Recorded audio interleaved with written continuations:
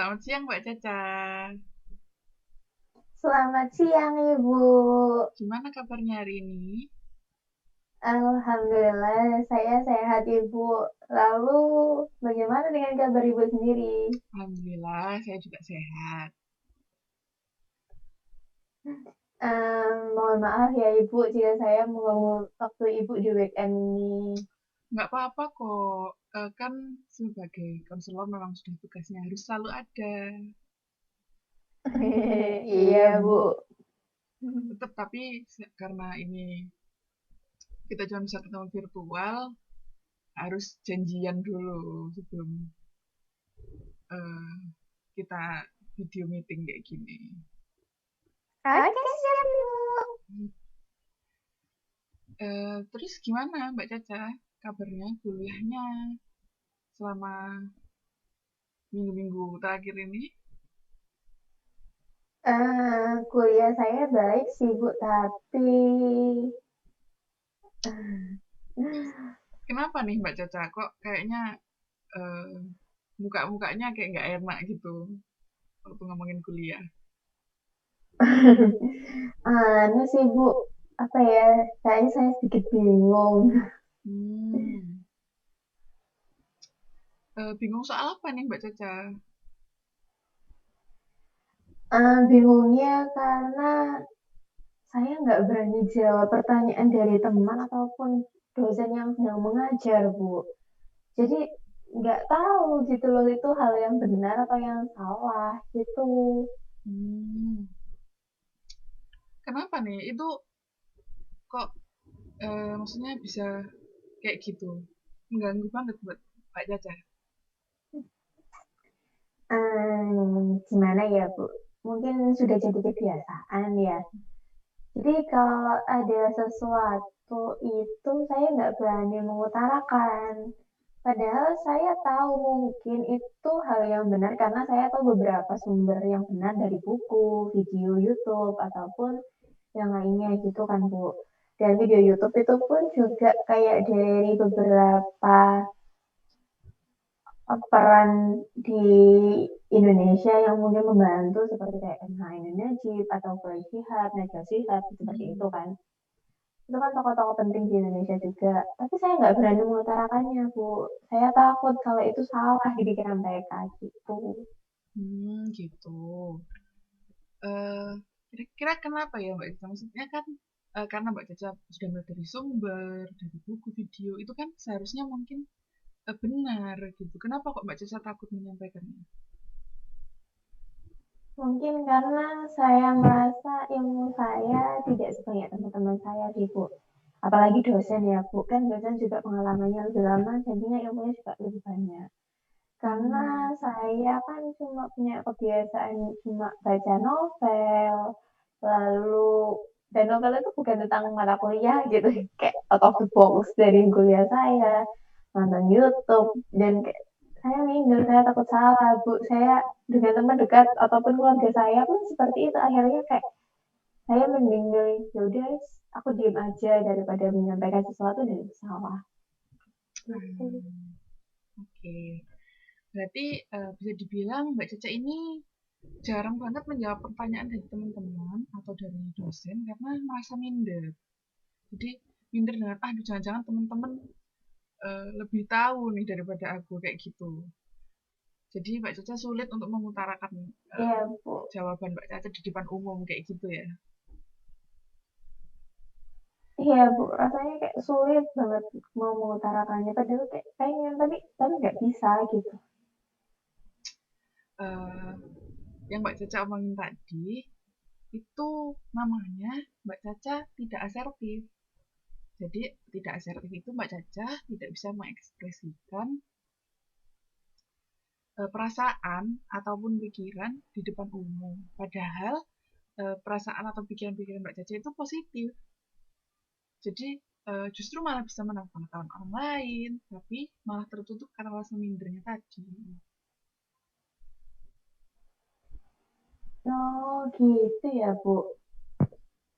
Nah, sekarang karena tadi Mbak Caca merasa itu mengganggu kan, sekarang kalau Mbak Caca berkenan, kita mau mencoba untuk melakukan sebuah strategi namanya latihan asertif untuk mengatasi masalah yang terjadi tadi.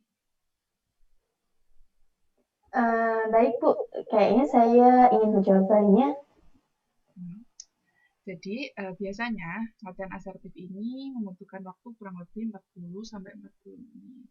Kira-kira Mbak Caca siap kan untuk waktu selama itu? Insya Allah siap Bu. Nah, karena Mbak Caca sudah bilang siap, sebelum kita melangkah ke lebih lanjut ke masalahnya Mbak Caca, pertama Mbak Caca harus tahu dulu dong latihan asertif itu kayak gimana. Nah, di latihan asertif ini kita akan membedakan mana sih perilaku yang tidak asertif dan mana perilaku yang asertif. Kemudian kita akan mencoba bermain peran sedikit nih untuk melihat gimana sih respon yang seharusnya muncul dari Mbak Caca. Kalau misalkan tadi karena misalnya Mbak Caca saat ada pertanyaan itu gimana sih harusnya respon yang muncul. Kemudian kita akan mencoba beberapa kali latihan untuk buat Mbak Caca menjadi lebih terbiasa, lebih asertif seperti itu. Nah, sepertinya menarik Bu. Saya belum pernah melakukan permainan peran gitu sebelumnya. Nah, nanti kita akan bahas bermain peran itu waktu kita sudah akan melakukannya. Sekarang, Mbak Caca kira-kira bisa nggak menggambarkan dengan lebih detail tentang gimana sih perasaan atau pikirannya Mbak Caca waktu ada pertanyaan dari dosen, teman, atau siapapun yang sebenarnya Mbak Caca bisa jawab, tapi karena minder itu tadi, akhirnya Mbak Caca nggak jadi menjawab. Hmm, ya gimana ya Bu ya? Mungkin kayak seperti kalau saya ditanya sama dosen, misal kayak kalian tahu nggak mengenai cerita tokoh Sastra Jawa, kayak tentang semacam Rimba dan kawan gitu, terus kayak sebenarnya saya tuh tahu, tapi saya nggak mau jawab karena saya takut salah Bu. Padahal kan kalaupun salah, ya itu nggak masalah. Namanya juga kuliah, kita kan juga sama-sama menimba ilmu, sharing ilmu dan lain-lain gitu kan Bu ya. Tapi kayak eh, saya nggak berani jawab gitu. Kalau nggak gitu, saat saya hangout sama teman-teman saya. Nah, teman saya ini ada yang jurusan keperawatan, sedangkan ada teman saya lagi yang tiba-tiba datang atau tanya itu tentang masalah kesehatan. Saya tahu jawabannya, tapi saya nggak berani jawab karena saya merasa itu bukan bukan jurusan saya gitu kan. Dan ada teman saya yang jurusan keperawatan, jadi dia lebih tahu. Akhirnya kayak, ya wes tanya aja deh temanku yang satunya itu. Saya menyodorkan pertanyaan itu ke teman saya daripada kayak saya salah nanti kayak diketawain dalam kan nggak enak gitu, jadi ya gitu. Gitu. Jadi kalau misalkan ada pertanyaan itu Mbak Caca lebih milih diam atau menghindari pertanyaan kayak gitu ya. Padahal sebenarnya Mbak Caca itu tahu jawabannya. Eh, Kira-kira nih selain rasa minder atau rasa takut tadi, ada nggak sih penyebab lain kenapa Mbak Caca kok eh, menghindari menjawab pertanyaan dari orang lain? hmm, saya kira nggak ada sih Bu, selebihnya ya mengarah ke minder itu aja sih karena ngerasa kayak nggak pantas aja jawab pertanyaan-pertanyaan dari mereka gitu. Gitu. Nah, dari penjelasannya Mbak Caca tadi, perilaku yang Mbak Caca munculkan itu perilaku yang kurang asertif. Padahal perilaku asertif itu seharusnya Mbak Caca bisa mengekspresikan pikiran atau perasaan yang Mbak Caca rasakan saat itu selama tidak mengganggu atau menghalangi orang lain yang mungkin punya pikiran atau perasaan yang sama. Sekarang kalau melihat dari perilakunya Mbak Caca tadi yang tidak asertif, kira-kira dari penjelasan singkat saya tadi, bisa nggak Mbak Caca memberikan contoh gimana sih sebenarnya perilaku Mbak Caca yang asertif itu?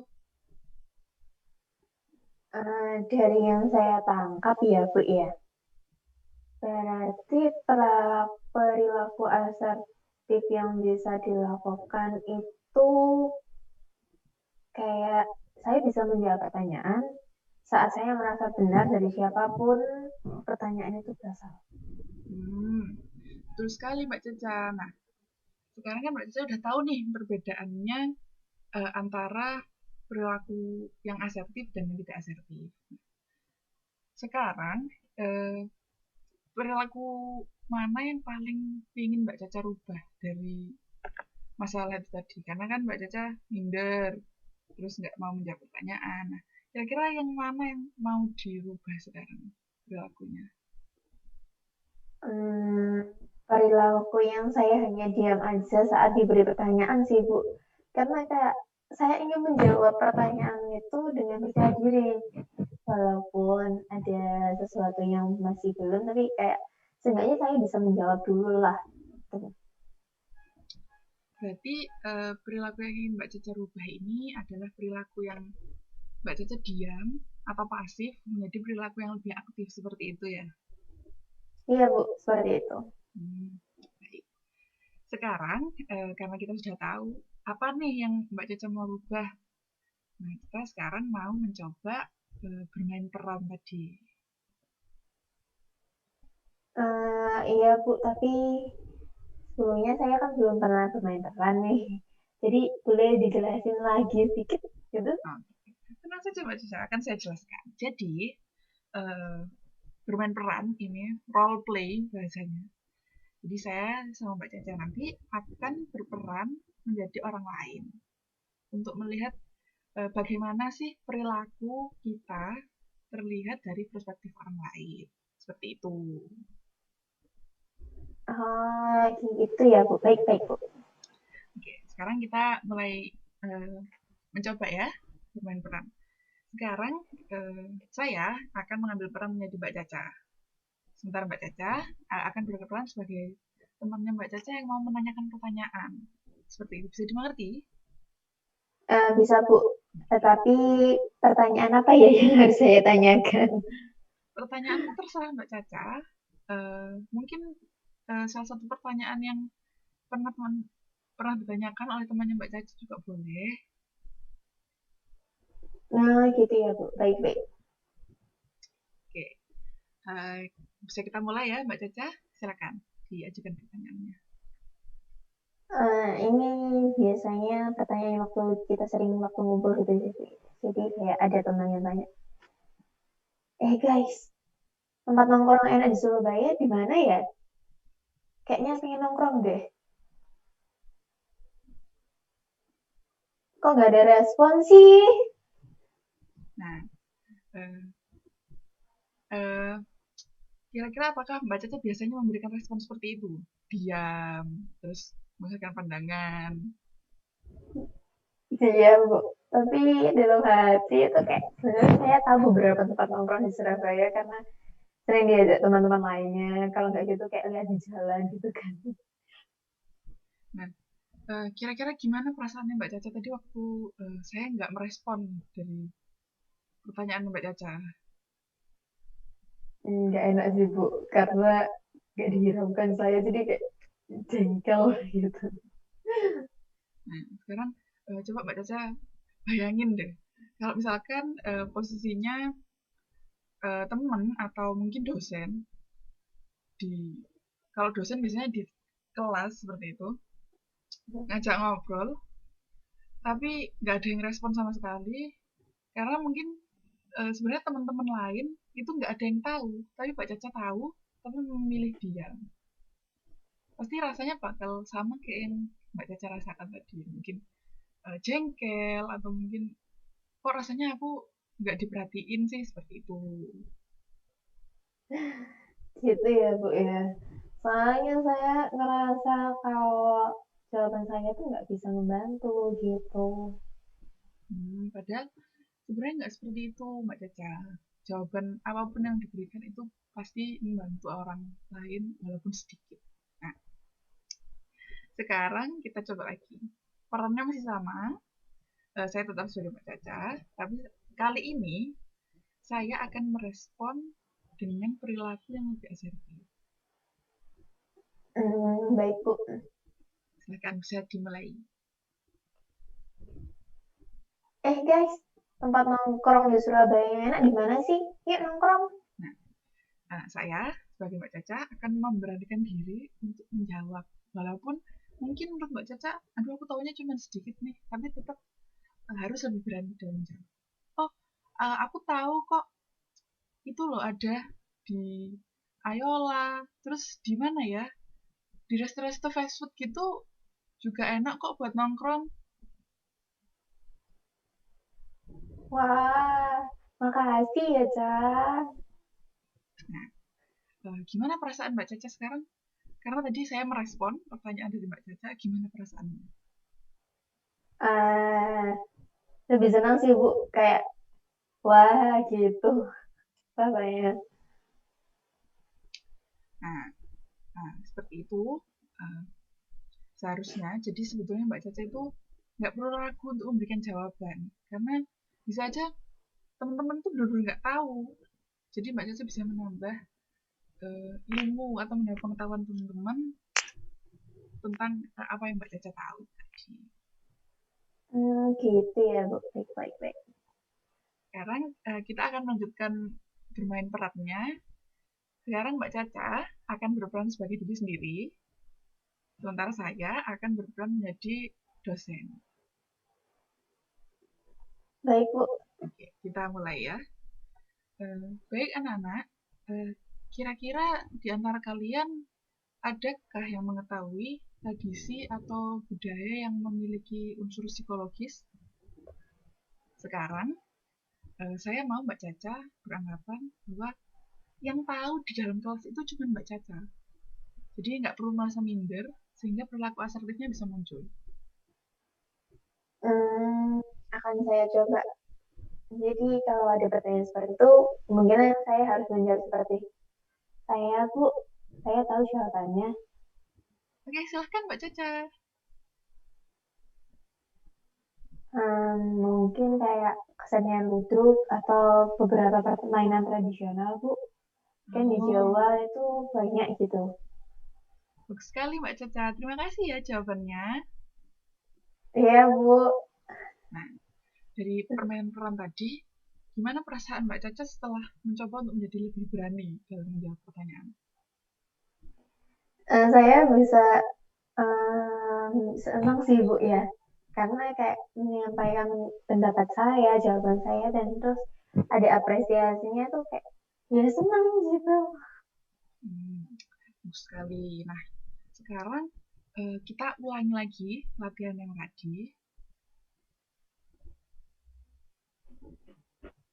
Baik, Bu. Nah, sekarang pertanyaan sama dengan yang saya utarakan tadi, tapi saya ingin lihat respon langsung Mbak Caca tanpa bimbingan dari saya ya. Oke. Baik anak-anak, apakah di antara kalian ada yang mengetahui tradisi atau budaya apa yang memiliki unsur psikologis?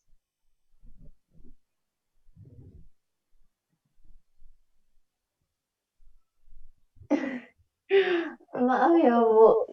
Karena saya masih takut kalau misalnya ada suasana hening gitu di kelas, apalagi kalau online gini kan kayak di-mute semua gitu. Jadi kayak takut gitu, Bu. Nah, yang nggak apa-apa itu wajar Mbak Caca. Apalagi kan sekarang udah jarang interaksi langsung dengan teman-teman, jadi mungkin rasanya jadi canggung gitu. Jadi itu wajar karena ya nggak semua orang bisa langsung percobaan pertama langsung berhasil, nggak semua kayak gitu. Kita coba lagi ya Mbak Caca, sudah siap?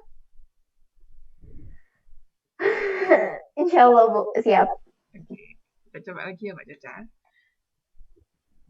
Baik anak-anak, di antara kalian apa ada yang tahu mengenai tradisi atau budaya yang memiliki unsur psikologis? Saya, Bu. Oke, silakan Mbak Caca. Setahu saya ya, Bu, ada kayak kesenian ludruk atau beberapa permainan tradisional yang ada di Jawa ataupun di pulau lainnya gitu, Bu. Tapi terutama paling banyak Jawa sih. Oke, bagus sekali jawabannya Mbak Caca. Terima kasih ya. Nah, bagus sekali Mbak Caca tadi permainan perannya. Nggak apa-apa, sebelum menjawab mungkin Mbak Caca diam sebentar untuk memikir lagi jawaban yang mau disampaikan, atau mungkin meyakinkan diri sendiri bahwa oh nggak perlu minder, aku tahu jawabannya kok, seperti itu ya. Jadi tapi nggak cuman boleh dipikirkan atau dirasakan aja, maksudnya nggak boleh cuman sekedar mikir aduh nggak boleh minder, tapi harus dilakukan, karena kuncinya untuk berperilaku asertif adalah melakukan, seperti itu ya. Oke, Saya Bu. Iya, saya sangat mengapresiasi keberanian Mbak Caca hari ini. Terima kasih, Bu. Ini juga karena bantuan Ibu juga sih. Baik, Mbak Caca, kita tadi sudah mencoba berlatih di suasana konseling. Saat ini kan Mbak Caca sendirian nih konselingnya, cuma sama saya. Kira-kira kalau Mbak Caca dilempar, istilahnya dilempar ke situasi yang sebenarnya, situasi real, di mana ada pertanyaan dari teman-teman, atau mungkin saat di kelas pertanyaan dari dosen, kira-kira Mbak Caca bisa nggak melakukan perilaku asertif tadi? Insya Allah semoga saja saya bisa sih, Bu. Ya, karena kalau dibayangkan aslinya saat ada dosen, kemungkinan kayak masih takut gitu. Nggak apa-apa, itu wajar, sangat wajar, karena ya gimana, biasanya kan Mbak Caca takut, minder, terus tiba-tiba disuruh jadi lebih berani, itu mungkin agak susah. Kalau gitu, saya berharap setidaknya Mbak Caca bisa melatih perilaku asertif yang sudah kita pelajari hari ini, setidaknya 1 atau 2 kali lah dalam 1 minggu ini. Kira-kira bisa nggak Mbak Caca? Insya Allah bisa saya coba, Bu. Mungkin ada beberapa dosen yang bisa gitu, jadi kayak ya mungkin bisa lah. Oke, kita ketemu 1 minggu lagi. Kita akan lihat gimana perkembangannya Mbak Caca dengan perilaku asertif tadi. Kalau misalkan Mbak Caca masih merasa kesulitan untuk melakukan perilaku asertif tadi, kita bisa menambahkan sesi latihan lagi di pertemuan selanjutnya. Seperti itu. Oke, baik, Bu. Akan saya coba ya, Ji, nanti. Oke. Saya harap Mbak Caca komitmen untuk melakukan ini, jadi supaya perilaku asertifnya bisa diterapkan di kehidupan nyata, bisa lebih asertif lagi Mbak Caca. Terima kasih hari ini untuk berani konseling, untuk bisa mau menghadapi rasa takut Mbak Caca, menjawab pertanyaan dan mau menjadi lebih asertif. Saya juga terima kasih ya, Bu, atas bantuannya, atas pengetahuan baru. Jadi kemungkinan saya akan mencoba agar saya tidak takut lagi. Terima kasih ya Mbak Caca, sesi konseling hari ini kita akhiri sampai sekarang. Kita bertemu lagi minggu depan. Semoga Mbak Caca sudah lebih asertif. Seperti itu harapan saya. Iya, Bu. Terima kasih ya, Bu. Ya, selamat sore Mbak Caca. Selamat sore, Bu. Jadi, saya sebagai pengamat 1, konseling yang sudah dilakukan itu sudah baik, mulai dari data awal konseling, konselor paham betul permasalahannya, kesiapan konselor maupun konselingnya sudah baik, terus ke pembinaan hubungan, konselornya sudah membina hubungan yang baik dengan konselingnya. Selama proses konseling itu terlihat nyaman dan berjalan dengan baik, tidak ada miss antara konselor maupun konseling. Terus masuk ke strateginya, rasionalnya ada, konselor menjelaskan, terus mengidentifikasi situasi problem yang dialami konseling, terus membedakan perilaku asertif dan tidak asertif, itu sudah ada. Bermain peran itu juga sudah ada, konseling juga sudah melakukan praktik dan diulang-ulang. Dan di akhir juga konseling diberi tugas rumah oleh konselor. Jadi strateginya dari awal sampai akhir itu urut, tidak ada yang terlewat dan sudah bagus. Lalu untuk respon verbal dan non-verbal sudah cukup, verbalnya sudah baik, untuk non-verbalnya cukup karena virtual ya. Dan untuk suara konselor sudah jelas, tidak ada gangguan sinyal sama sekali. Jadi keseluruhan sesi konseling hari ini cukup baik. Terima kasih. Baik, saya Vina Pertiwi sebagai pengamat kedua. Nggak jauh beda dari Mbak Dermala selaku pengamat pertama, mulai dari prakonseling, kesiapan konselor, fisik, psikis, terus pengaturan setting tata ruang, tempat duduk, sudah baik. Penyiapan alat instrumen mungkin virtual ya, jadi nggak kelihatan. Data awal konseling sudah baik, sangat baik. Jadi tadi kan pembinaan hubungannya juga baik, kelihatan kalau akrab banget antara konselor sama konseli. Terus pembukaan sesi konseling sudah cukup baik, interpersonal sudah cukup baik, prosedur implementasi strategi mulai dari awal sampai akhir udah cukup baik menurut saya, karena tadi konselor juga menjelaskannya sangat jelas, konselingnya juga mengerti apa yang diucapkan sama konseling. Untuk ketetapan respon verbal maupun non-verbal sudah cukup baik. Mungkin kalau non-verbal kurang begitu mantap gitu. Cuman ya karena memang secara virtual, jadi ya dimaklumi. Nah, itu suara konselor, intonasi konselor, ketetapan attitude konselor, bahasa konselor sudah baik banget. Terima kasih.